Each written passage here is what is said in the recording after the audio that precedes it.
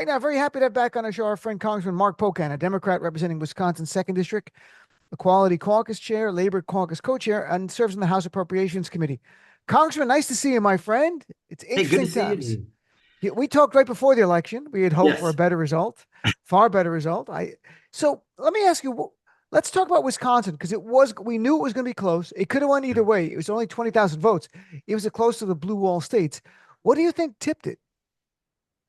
I think what tipped every state is what, was out there. When you look at all the other countries, about 12 or 14 countries in the last year that had elections that were close to what we are as democracies, the ruling party went down because we knew there was COVID inflation. We knew that cost of goods were up everywhere. And that seems to have been, I think, probably the single most significant issue. But that does go to how we talk about core economic issues. I mean, are we the Mhm. party of FDR, which I think is a very popular party that keeps to our working class roots, or are we something else? And I think that's part of the fair discussion that's going to happen. But, ultimately, we were cooked no matter what. I think, like every other state, the difference we had that made us the closest of those swing states was we had a very, very organized state party. Ben Wickler as chair does an outstanding job. And, because we had money and organization, we were able to overcome some things. So, not only did Tammy Baldwin win,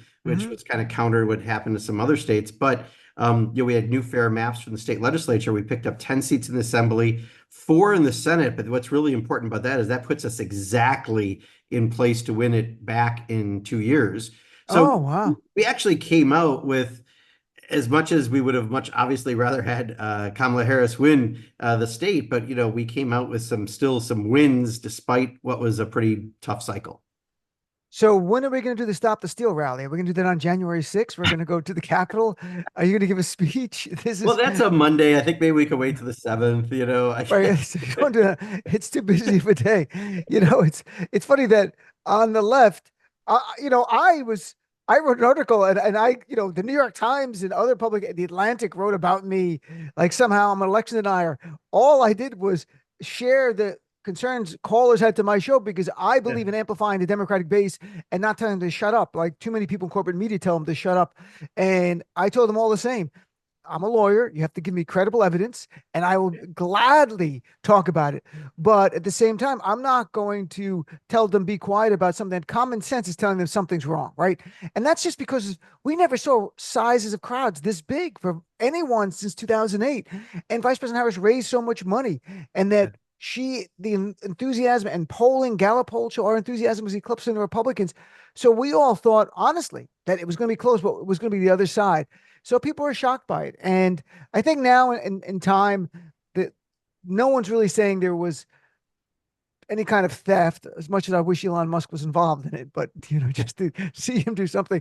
But it's still heartbreaking and Yeah. it's groundbreaking. It's like morally shaking that enough of our fellow Americans didn't stand up to do what we thought was the right thing in pushing back against fascism.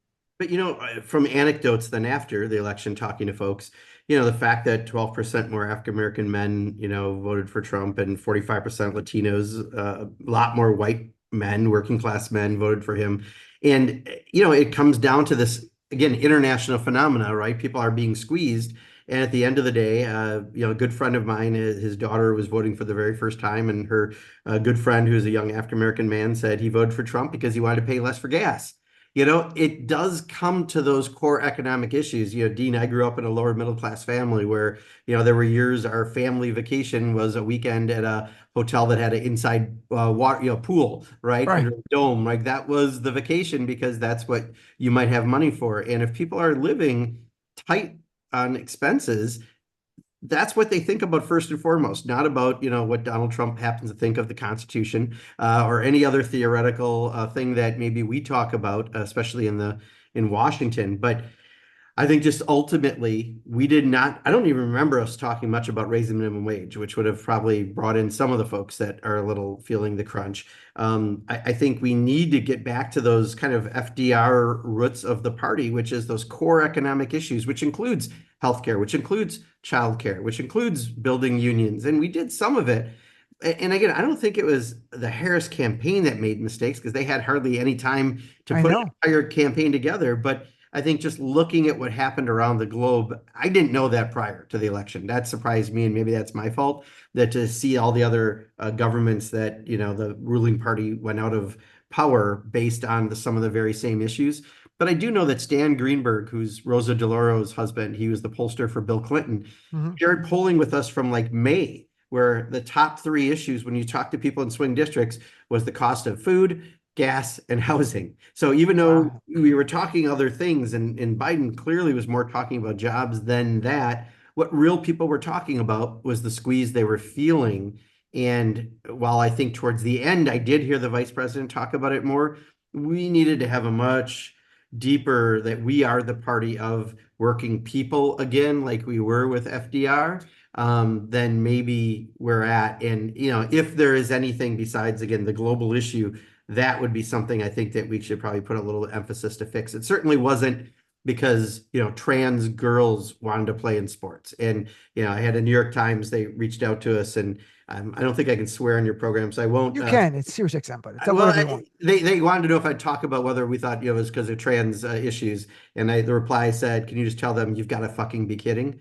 Right. Because it clearly is not. I mean, you look at every poll; it was not the issue yet.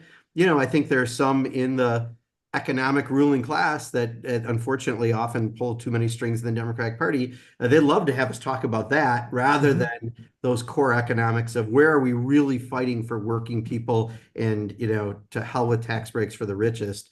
Let's really do what we did so well for so many decades. I'm Chairman Congressman Mark Pocan. And I was going to ask you about that because we had some listeners to the show and some people have come on and said it wasn't us standing up for transgender community. It was the ads they ran in during sporting matches, and it became almost like the Willie Horton ad from 1988 with George Herbert Walker Bush running against Dukakis, and that we weren't answering it, and that was what people said. And I said, I don't know. I haven't seen polling on that. People called in and goes, I kept seeing these ads, and I knew it was going to hurt us. And before the election, if people call, I'm like, no one's going to care about that stuff. And then some people care. I think more people care about gossip, to be honest. If we want to talk about an issue that Yeah, move people, I agree but with you. but perhaps the trans. But at the same time, I've seen some of your colleagues who are Democrats. A friend of mine who went to law school. The idea of like somehow turning our back on the transgender community. I might as well be a Republican then. If we're Yeah, going to turn our back on a vulnerable community, then just be a Republican and don't be in our. I'm not saying they should leave the party. I'm just saying because they could have done that to Muslims in 2016 and go, you know what? We don't need these people. yeah. They're too much baggage, or black people, or women, or any community. That's our party's the one that stands up for them. Can we do a better job at explaining what the transgender community is really about? Yeah, that for true. We can join that battle. Silence is not the right answer. And we've learned that. So if people are actually intellectually seeking answers, you Mhm. can look at all the exit polls, and this was not on any list, right? The trans issue. Economy was like 50%. For people who voted against us, I think the border was like 20% after that. You went from there, but this was not in the top five issues that added up to almost the entire total. That's the first and most important thing. But secondly, just because you're a Democratic member of Congress does not mean that your application to Mensa is being accepted. The bottom line is some people don't necessarily look at it politically. They're talking maybe their lived experience, maybe their own personal bias in some cases. But if you really want to give a fair analysis, you look at why we lost. You got to look at those exit polls. You got to look at the focus groups since then, and that this wasn't on their issue. This is a base issue. And Donald Trump, well, when you're a cult leader, it's not just the masses you care about; it's the devotion of the most hyper of your Mhm. followers. And that's why he always plays to the base. And there is a part of the Republican base. This is a very important issue too. And that's how Donald Trump plays. So, they definitely put that out there. But at the end of the day, that wasn't the moving issue. The moving issue was we were no longer seen as the party that was going to defend the working class over the Republicans. They believed the rhetoric of Donald Trump. They said the world didn't implode when he was president last time, and they voted their pocketbooks. And, Certain. that is all the information we have right now is pointing towards that. But it is unfortunate to hear colleagues, I think those should all be inside family discussions we have instead of, being so desperate to get your face in a camera to say stupid things. I would prefer they not. Right. And Yeah, I was like, oh, please. And I've seen this movie where it's Yeah. easy to try to be like, oh, I'm going to be above it all, but history's going to show you're an idiot. Okay. Yeah. So that's the thing, right? If it matters to you. But I will say in exit polls, no one will say how much sexism and racism played a role. And we can't dismiss, in no way do I dismiss the election loss to any one issue. Does that play a role? I mean, look at society. I keep reminding people on the Fortune 500 companies, the biggest 500 companies in our country, only 50 women are CEOs. And of Yeah. black people, only 1.6% of all CEOs of Fortune 500 companies are black people. So there's an issue in our society with women and people of color being in leadership positions that transcends politics. It's part of who we are as a society. And we're going to keep nominating best people. And if they're women, if we lose, so be. But one's going to break through. I thought Harris, I mean, I have to be honest, we talked right before election day. I sincerely, with every fiber of my being, thought she was going to win. I wasn't Yeah. telling people that to make them feel good listening to the show. I thought we were going to win. I wasn't sure if we were going to win the House with You her or had not. I couldn't tell. But I'm like, we're going to win. There's no way this guy wins again. You had more women early voting. We had a big surge Yeah. on campus. By the way, one of the things too we've noticed, and I think this also come out a little more, but people now about half of where they get information is not traditional sources. So we don't do that well, right? We've got to learn how to do that better. And maybe I won't say members' names because I don't want to speak for them, but one of our leaders saw a poll or a exit memo or some sort by Charles Kirk, right, from the who did Mm-hmm. all the Turning Point stuff. Sure, I know him. And when you read through it, they were masterful in their deviousness of how they did the campaign to dotting I's and crossing T's. And I don't think we played at that level of communicating. So we do have some lessons to learn. Campuses, they got a lot of extra vote out, even though so did we. But when they also did, suddenly, some of those numbers when we thought it was young voters who agree with us more, they go into campuses and they have a bunch of recruit student leaders, and then they fly them to these nice conferences and they get kind of wined and dined, and they don't care Wow. about your politics because a lot of kids maybe don't know it exactly yet, and they're kind of molding you into this conservative leader. They just do a lot of stuff Hmm. that's, a few step ahead thinking that I think we have to learn from as well. That's interesting. They Yeah. fly them over. It's like the APAC model, It right? is. It Fly them is. And over guess, yeah, and then wine and unfortunately, they're a dine. little too successful. I know And it they're does sound like they're exactly they're that. both very smart, right? The Yeah. idea. Well, if you tell Democratic members of Congress the wildly popular Dean Obeidallah show, would love to have them on. I'm There just you going to go. call from Yes. now on the formal name of my show is the wildly popular Dean Obeidallah show. So people go like, "Wow, it's huge. It's the Joe Rogan of the of the left," even though most people don't know. It's so funny to hear everyone. I was even on MSNBC Saturday where like, well, the left doesn't have Joe Rogan. I'm like, if Vice President Harris went on Joe Rogan, it moves 1%, nothing, but building, but I think in 2028, which has already begun, to be blunt, the podcast and non-traditional forms of reaching people are going to be part of everyone's landscape. It's no longer going to be like sort of like this one seemed ad hoc, like I'm going to do this podcast and this one because she was only a candidate for 3 months. I think Yeah. everyone going forward, they're going to be on the Pod Saves America guy, Midas Touch guys. I hope SiriusXM, whoever, we reach people and then we post things online and it becomes like a podcast as well. So it's a way to reach people. And as the cable news ratings are dying, going Yeah. on, it doesn't matter anymore. Going on If we that stuff. just if we just enrich consultants with buying TV, Mhm. we will do nothing but enrich consultants, right? And that is part of the problem, I think, and I saw it in races that I cared about in my area too, where it was all about raising money, get on TV. And then there's no free or earned media, plan. And I'm like, you got to do so much more because I was an advertising major, and not that that meant, a whole lot because it was 42 years ago, or well, I guess no, 38 years ago when I graduated. But you do have to have a media mix, right? And now the media is even more diversified, so we better take advantage of that. I think people have realized that that's one of the things. But first and foremost, again, 12 or 14, almost every country, the ruling party that's a country like us, a democracy around the world, from Japan to Europe and other places, the ruling party lost given coming out of COVID. Right. The expenses, that is something key and central. But the fact that we lost some of those voters that traditionally have voted with us, and Pramila Jayapal gave me an interesting little chart that showed we had still the poorest under 30,000 voters, but then all the voters up to 100,000 we didn't have. And then we had rich voters again, which is a complete Interesting. shift to where we used to be. And looking at 5 presidential cycles, we lost working people, and we have to get back to that FDR fundamental economic message, because we really are the ones they're going to see once this tax bill comes out for Trump. Working people are going to get the crumbs, and again, the Mar-a-Lago potential members are the ones who get all the benefits. So we have to be ready to talk about that. Certainly. And, to be honest, COVID even led to the defeat of Donald Trump. I mean, there's Yeah. two successive Yes. administrations defeated by COVID. Yeah. Trump, one is handling and one was post. Even though Biden did a great job, frankly, in terms of policy in the first 2 years, you and the Democrats did a great job. It was two administrations in a row. That's how earth-shattering COVID was for us, because Trump, if it wasn't for COVID, he probably wins re-election because he's coasting on a good economy that he inherited from Obama. But that unveiled him to be just a failure in dealing with something that big. So let's talk about Donald Trump's appointments. I'm trying not to laugh. One's your buddy, Matt Gaetz, who I know. We've talked about Matt Gaetz. You talked to Matt Gaetz. What could you tell us? Like, does he have a really good work ethic? Like, why would he pick him? What is it about Matt Gaetz? Is his hair? Is it the Botox in the forehead? What is it that he likes about Matt Gaetz?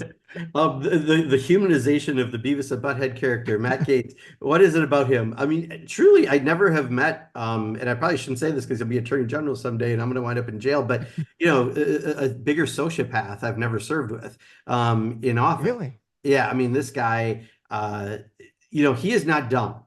Anyone who thinks he's dumb, but he certainly has plenty of other sociopathic tendencies. And, the fact that he resigned now, right before the ethics committee releases a damning report, hoping it's buried, I don't think it took care of that. And, he's claiming he's doing it so they can get a special election because Trump appointed too many House members, blah, blah, blah. He doesn't do anything for anyone but Matt Gaetz. Let's just remember that. That is, his audience.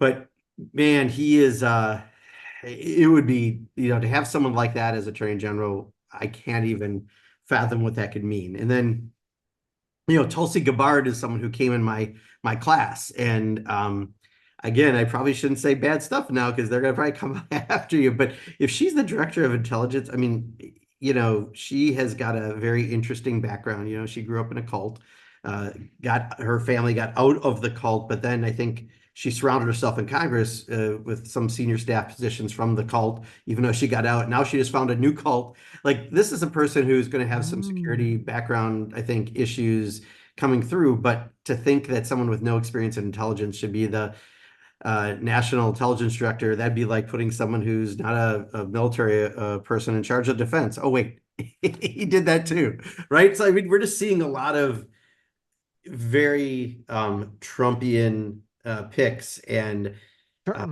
it's going to be an interesting cycle watching. Going back to Matt Gaetz, there's some people in the media dismissing him as sort of like a joke and a clown. You know him. Is he dangerous?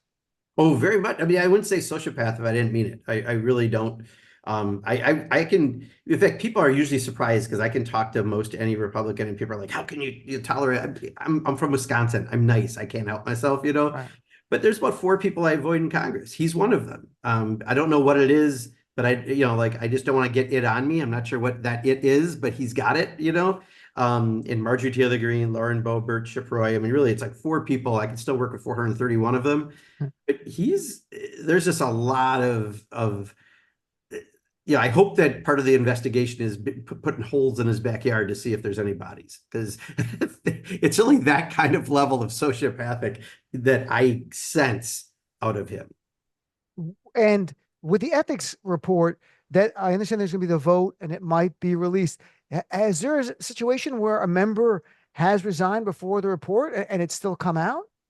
No, just at that point, an investigation generally is done, but I think the Senate should and absolutely get that information, because if it's collected, just to say you're done with it, I mean, they have to do their thorough review. I'm hoping something gets figured out. I mean, maybe this was, Trump putting out something so awful that, he can get some other things done. Maybe it's his real loyalty test to see, how loyal the Republican Senate's going to be about recess appointments or anything else. But, there's just a whole lot with Matt Gaetz as Attorney General. I mean, that would be like putting George Santos in charge of ethics for the federal government, right? I mean, it's an odd appointment. Did did Si- did I almost said Santos? Did Matt Gaetz know this report was coming out Friday? Like, was this common information, knowledge, the members? Not common information, but certainly if you're the subject of a ethics investigation that was stopped and then reopened, someone told you that it was coming out. There's no question. Wow. Yeah. It's because I wasn't sure. I mean, I don't know what goes on in the courtroom. People talk. They say, Matt, wait till Friday. It's like, what? So by the way, what happens if Trump has picked three people and the margin Republicans might have will either be the four of last time or three. I was looking at the numbers before we Yeah. came on. It could be they end up losing one seat. What happens if there's openings and you're at 50-50? Just nothing passes? Everything just stops? Is that what we're getting at?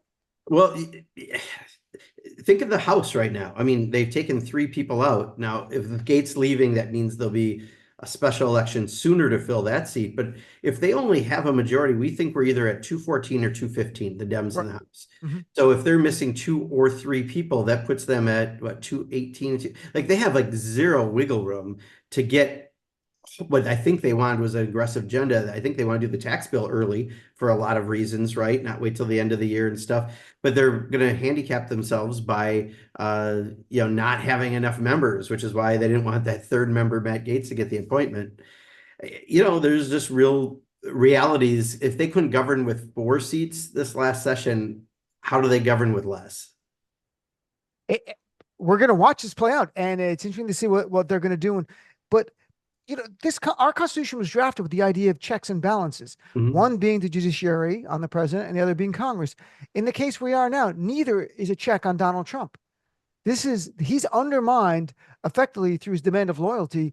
Both he's neutered the courts, they're completely loyal to him. And while there are underlying judges that might be, but the Supreme Court I'm getting at, the ultimate arbiter, and the House and the Senate are his. This is a really precarious place we're in. And I don't know where this is going to lead to. It's really a dangerous place. So I often get yelled at even by my husband on this because he thinks I should be more upset right now. And I try to, I'm like a half full, Mhm. glass guy, even if it is only adding a drop or two at a time to get half full. But here's my half full analogy. If they don't have enough seats in the first part of the year, it's hard for them to move a lot of stuff in the House, right? That they're going to need the House for. The president can still do executive orders, but that's why we have a legal system for legal challenges to things that are unconstitutional. At some point, they have to be ready for the election, which often works against the party in charge. So by the time you get to 2026, it's hard to do some bad things because they have to try to hold the House, which will be very difficult to begin with. So the window they have is shorter to get all the stuff they want to do done. And when you do an interesting pick or two like Matt Gaetz, that's going to cause some controversy, you make the window even shorter. So we just have to be, as depressed as I know many people are right now, we just have to be ready to fight like hell when we need to activate folks, because then we have the people power in that little window where they're going to try to get things done. So, we've got to make this a half full opportunity, and we do that by, being rightfully so concerned, but still staying engaged and realizing that they're making their window to do bad smaller and smaller, and we just have to be really ready then all the more to Mhm. activate when necessary. And very last thing, and I'm talking to Congressman Mark Pocan. Does Resistance 2.0 look different?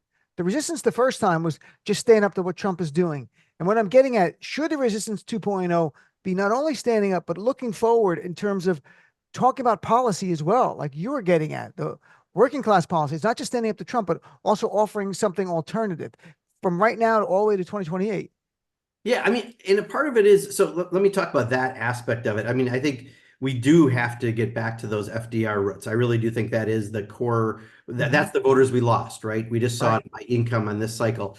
But it's also something about branding Democrats as Democrats. My friend Ken Weber wrote a book, Branding Democrats. I think I Oh gave, yeah, you said yeah, yeah. you should have him on the program because Okay. his son used to be the head of branding down at Coca-Cola, and now he's up in New York doing stuff. But if we had people from the local, state to federal level, all with a common, this is what Democrats are. We had that with FDR. I think we've kind of moved away from it. But when everyone runs their own campaign and uniquely vote for me for Congress, we're wasting a lot of resources that could go to the broader branding of us as the party that is the party of the middle class and the working people. And Trump's going to prove he's not. He said he was, but he's going to prove it in actions.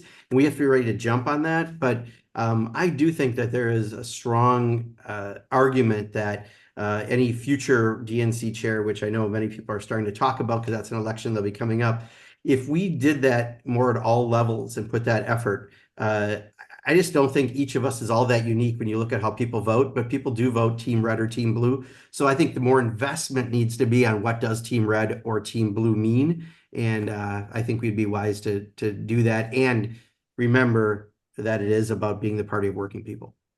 Well, I appreciate Congressman Pocan. It's nice chatting with you. It's a kind of a somber time, but at the same time, we have to be hopeful. I'm always hopeful. You're from Wisconsin. It makes you nice, and I think hopeful at the same time. Try And to. we are going to get through this. We're going to build a vibrant, robust coalition that's going to win the day in Yep. 2026 and then 2028. So thanks so much, Congressman. Nice chatting with you. Yeah, thank you, Dean.